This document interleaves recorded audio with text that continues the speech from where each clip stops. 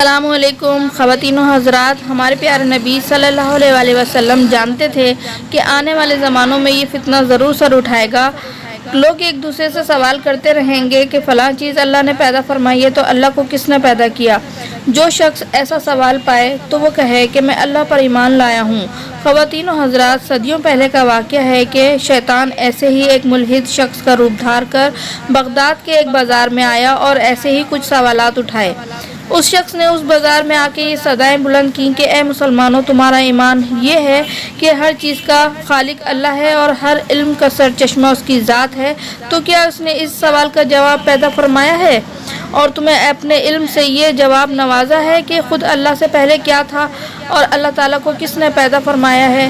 وہ ملحد شخص اس ایک سوال پر نہ رکا بلکہ مسلمانوں کے ایمان کو آزمانے کے لیے اس نے کئی سوالات کیے۔ اس نے کہا، اے مسلمانوں، آؤ میں تمہیں بتاؤں کہ تمہارا ایمان یہ ہے کہ تمہارا رب ہر چیز کو دیکھتا ہے، تو پھر یہ بتاؤ کہ اس کا منہ کس طرف ہے؟ مسلمانوں، تم ایمان رکھتے ہو کہ تمہارے رب کا وجود ہے، تو پھر یہ بتاؤ کہ تمہارے رب کس مادے سے بنا ہے، اس کی ساخت کیا ہے؟ تم یہ بھی ایمان رکھتے ہو کہ اس ایک زندگی میں اعمال کرنے سے جنت ملے گی جہاں پر ہم ہمیشہ رہیں گے، اور جنت کے بارے میں کہا جائے گا کہ وہاں حاجت نہیں ہوگی، اور یہ بات بھی تمہارے ایمان کا حصہ ہے۔ جو لوگ برے اعمال کریں گے ان پر آگ کا عذاب ہے، تو تمہارے ایمان کے مطابق تو جنات کو آگ سے پیدا کیا گیا ہے، ان کو آگ کیا نقصان پہنچائے گی، تو ان پر آگ کا عذاب کیسے ہوگا؟ وہ ملحد شخص بغداد کے اس بازار میں اپنا سوالات دہراتا رہا۔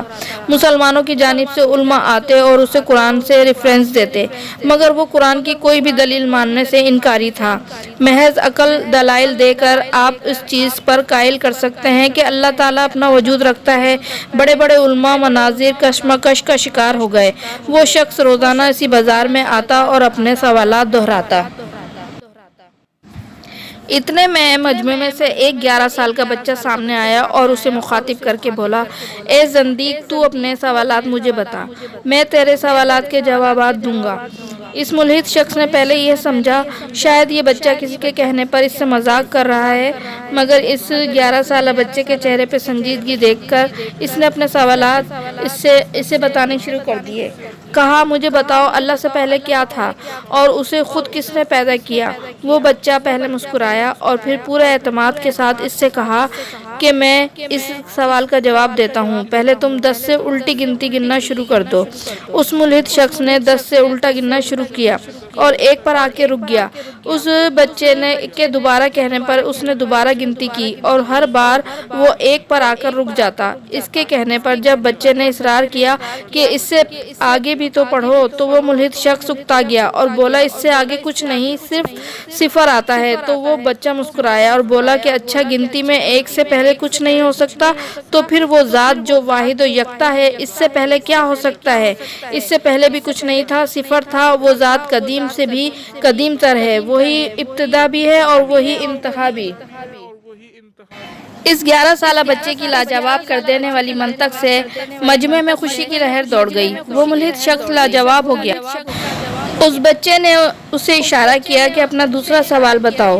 اس زندیق نے اس بچے سے کہا کہ تم لوگوں کا ایمان ہے کہ خدا تمہارے اعمال کو دیکھتا ہے، تو پھر یہ بتاؤ کہ اللہ کا منہ کس طرف ہے؟ اس بچے نے سوال سن کر ذرا دیر کے لیے توقف کیا تو اس زندیق کے چہرے پر ایک معنی خیز مسکراہٹ پھیل گئی، جیسے وہ طنز کر رہا ہو کہ مسلمانوں کا علم یہیں تک تھا۔ مگر وہ یہ نہیں جانتا تھا کہ وہ بچہ اس لیے خاموش نہیں ہے کہ اس کے پاس جواب نہیں ہے، بلکہ محض وہ اپنے جملوں کو ترتیب دے رہا تھا۔ چنانچہ وہ گویا ہوا کہ اگر تم ایک تاریک کمرے میں جاتے ہو اور وہاں پر ایک شمع روشن کرتے ہو تو اس روشنی کا منہ کس طرف ہوگا؟ اس شخص نے کہا، وہ روشنی پورے کمرے میں پھیلی ہوگی، اس کا رخ ہر طرف ہوگا۔ اس بچے نے کہا، یہ مصنوعی دنیاوی روشنی کا حال ہے کہ سب اطراف کو پھیل جاتی ہے، تو وہ اللہ جو آسمانوں اور زمینوں کا نور ہے، اس کے بارے میں کیا خیال ہے کہ اس کا رخ کس طرف کو ہوگا؟ کیا وہ ہر طرف نہیں دیکھ سکتا ہوگا؟ کیا وہ ہر طرف نہیں پھیلا ہوگا؟ بچے کی اس عقلی دلیل پر مجمع نے نعرہ تحسین بلند کیا۔ پھر سب نے مل کر اس ملحد کو اگلے سوال کی طرف پکارا۔ اس شخص نے کہا کہ تم یہ مانتے ہو کہ اللہ وجود رکھتا ہے، تو یہ بتاؤ کہ اس کے وجود کے ساتھ کیا ہے؟ کیا وہ لوہے کی طرح سخت ہے، پانی کی طرح سیال، یا دھوئیں کی طرح، بخارات کی طرح اوپر اڑنے والا ہے؟ اب مجمع کی ساری امیدیں اس 11 سالہ بچے پر لگی ہوئی تھیں کہ وہ اس مشکل سوال کا جواب بھی ڈھونڈ لے گا۔ اس بچے نے کہا، کیا تم ایسے مریض کے پاس بیٹھے ہو جو مرنے والا ہو، یعنی اس پر نزا کا وقت آ گیا ہو؟ اس شخص نے جواب دیا کہ ہاں۔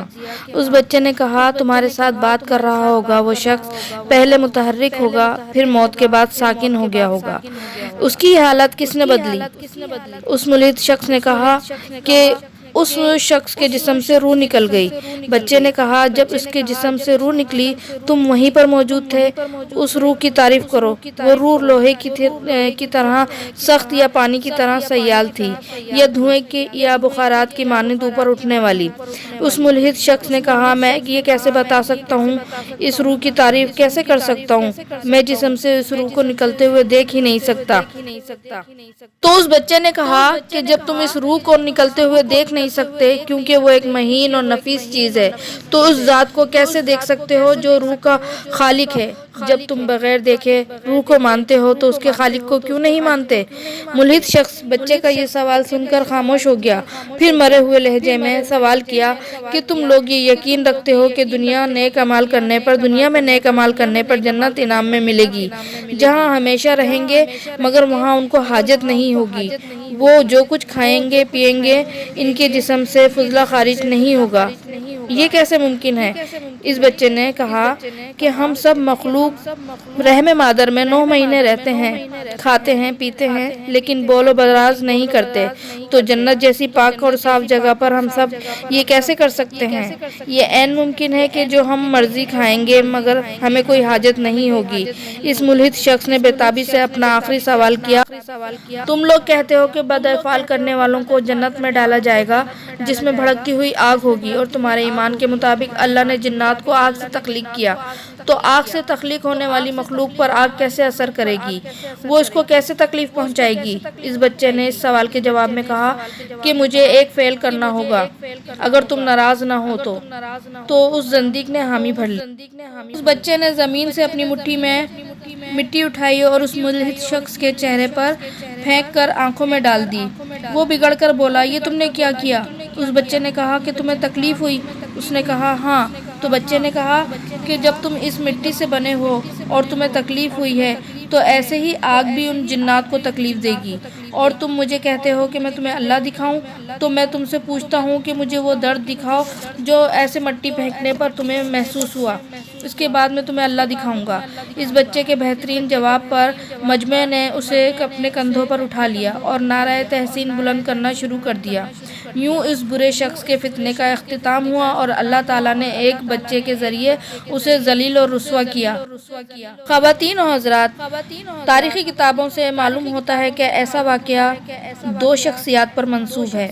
پہلی محترم اور قابل قدر شخصیت امام جعفر صادق ہیں، اور ان کے بارے میں فرمایا جاتا ہے کہ وہ بچہ امام جعفر صادق تھے، جبکہ کئی جگہوں پر اس بچے کے بارے میں یہ کہا جاتا ہے کہ وہ امام ابو حنیفہ تھے۔ بہرحال وہ بچہ جو بھی ہو، ان دونوں قابل احترام شخصیات میں سے ایک ہو، یہ بات ضرور کہی جائے گی کہ وہ بچہ اہل علم میں سے تھا جس نے اتنے بہترین جواب دیے جو آج کے ملحدوں کو عقلی طور پہ پیش کیے جا سکتے ہیں۔